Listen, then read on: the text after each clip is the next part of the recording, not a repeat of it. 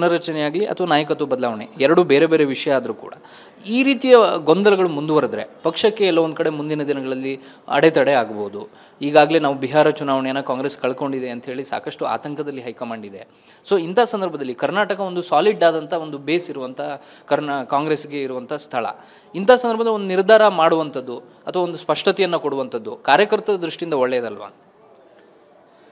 ನೋಡಿ, ಇಂಥ ಒಂದು ಪರಿಸ್ಥಿತಿ ನಮ್ಮ ಕರ್ನಾಟಕದ ಸಾರ್ವತ್ರಿಕ ಚುನಾವಣೆ ಬರ್ತಕ್ಕಂಥ ಮುಂಚೆ ಕೂಡ ಆಗಿತ್ತು.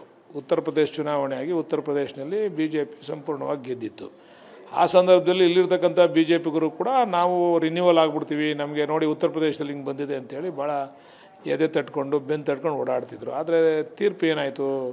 ಅದಕ್ಕೆ ಈ ಬಿಹಾರ್ ಚುನಾವಣೆಗೂ ನಮ್ಮ ಚುನಾವಣೆಗೂ ಯಾವುದೇ ಸಂಬಂಧ ಇಲ್ಲದಿರ್ತಕ್ಕಂಥ ವಿಚಾರ. ಬಿಹಾರ್ ಚುನಾವಣೆ ಅವ್ರು ಗೆಲ್ಲಲಿಕ್ಕೆ ಪ್ರಮುಖವಾದಂಥ ವಿಚಾರ ಅಂತಂದರೆ ಅವರು ಪ್ರತಿಯೊಂದು ಹೆಣ್ಣು ಮಕ್ಕಳ ಕುಟುಂಬಕ್ಕೆ 10,000 ರೂಪಾಯಿಗಳನ್ನು 1.5 ಕೋಟಿ ಜನಕ್ಕೆ ನೀವು ಹಾಕಿದ್ರೆ ಆ ಕುಟುಂಬದ ಮತಗಳು ಯಾರಿಗೆ ಹಾಕ್ತಾರೆ? ಅವರು ಒಂಥರ ಇಂಡೈರೆಕ್ಟಾಗಿ ಚುನಾವಣಾ ಆಯೋಗ ಸೇರಿ ಆ ಚುನಾವಣೆಯನ್ನು ನಡೆಸ್ತು ಅಂತಕ್ಕಂಥದ್ದನ್ನು 1 ವರ್ಷಕ್ಕಿಂತ ಮುಂಚೆ ಯಾವುದೇ ಈ ಥರ ದುಡ್ಡು ಹಾಕ್ತಕ್ಕಂಥ ಕೆಲಸವನ್ನು ಮಾಡಬಾರ್ದು ಅಂತೇಳಿ ಚುನಾವಣಾ ಆಯೋಗ ಮಾಡಬೇಕಾಗಿತ್ತು. ಇಲ್ಲ 6 ತಿಂಗಳು ಮುಂಚೆನಾರು ಮಾಡ್ಬೋದಾಯಿತು.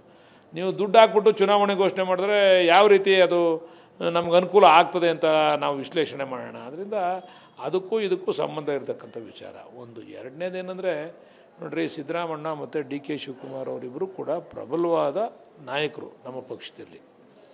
ಅವರು 2 ಕಣ್ಣಿದ್ದಂಗೆ ಈ ಪಕ್ಷಕ್ಕೆ.